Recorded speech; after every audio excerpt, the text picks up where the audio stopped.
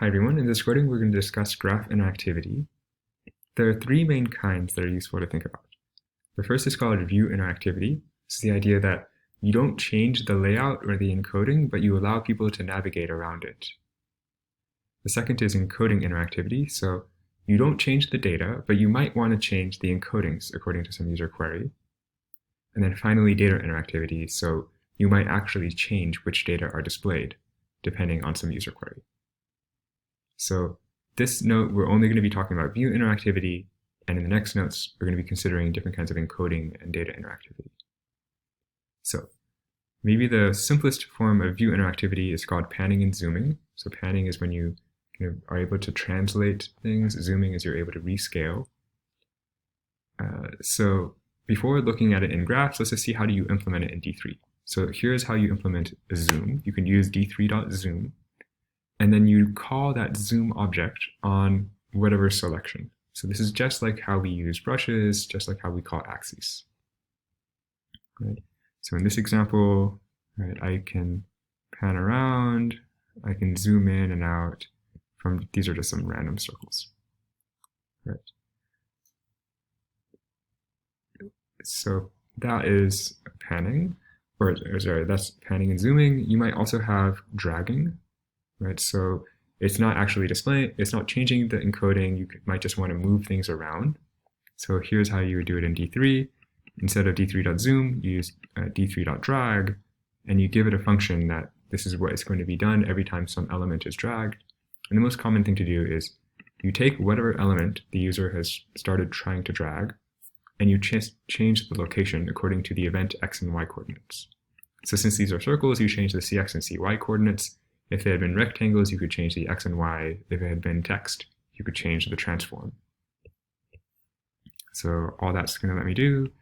Now I can just drag individual circles around. So these are just basic random data, but all the ideas apply to graphs, right? So here, right, you can zoom in and out of this network, and I can drag nodes, right?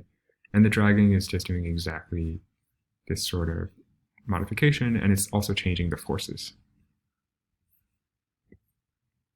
Okay, so those are kind of the most common forms of interactivity, but then there are more subtle ways of thinking about views. So one that I really like is called edge lensing. So the idea of edge lensing is in some areas of the graph where you have a lot of connections, you might just have so many overlapping edges that you can't really make out what are the actual edges for a particular node. Right? Especially if you have lots of long-range connections, those long-range connections can obfuscate what you actually want to care about for one specific neighborhood. Right? So the idea of the edge lens is you define some sort of lens object. So here is this kind of lens object. And wherever I go, it's going to hide all the edges except for those that are directly connected to an edge that's within that kind of lens, or sorry, a node that's within the lens, right? So maybe let's look at this example. See, like this purple node, it's in an area where there are lots of crossing edges. So if I don't have the lens, you get a lot of this kind of clutter coming from these long-range edges. But when I move my lens over it, it highlights just what are the edges emanating from this one node. Right, so there are actually relatively fewer edges coming out of this one node than there are in that overall area. Right, and you can just apply this anywhere, and it kind of hides all the edges that are not necessary to understand just the nodes within the current lens.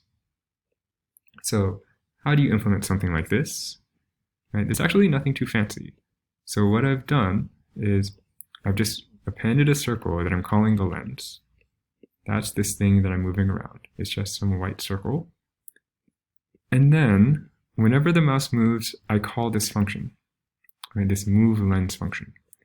And what this is doing is it calculates the lengths associated with just the nodes that are within a certain distance of the mouse. So that's going to be anything within the radius of this lens circle. I'm going to calculate, and I'm going to just keep track of what are those nodes. Once I figure out those nodes, I can figure out what are the links associated with those nodes. And then I append new lines that go over just that new white circle, right? So I define this selection and I've entered a bunch of new lines over just this small circle, right? And I also have to keep track of, there might have been edges that were connected to nodes that were previously under the lens, and I need to remove them because they're no longer necessary, right? So that's actually how this is being done, right? So I'm actually not removing the old edges. All I'm doing is I put those old edges underneath this white circle, right? So those edges are still there, but they're underneath the white circle, and I've drawn a new set of edges that go over the white circle. And so that's what makes it look like the other edges disappeared. It's actually just I'm redrawing new edges on top of the white circle, but this is just a subset of edges that matter for this current node. Okay, so it's kind of this very sophisticated concept, but not a very complicated implementation. Okay. So some other ideas, there are actually lots of tools for doing lensing. So one that I like also is called a fisheye lens. So the idea is as you move the mouse around, you change the geometry so that the areas under the current mouse position get expanded and you have kind of more space dedicated to wherever the user is interested. And then, yeah, everywhere else kind of stays the same. So here you can see, like, if I care a lot about this cluster, you can zoom in and see what are all the edges associated with this one cluster. And it allows you to kind of make the overall graph relatively small. And if you're interested, you can zoom in and notice the structure in any one part. Okay. So these are all just changing the views, right? We haven't changed any encodings. We haven't changed any data, but it makes it easier to kind of move around and navigate a fixed visualization. In the next recording, we'll see different ways that we can change the encodings and the underlying data to reflect some user interest.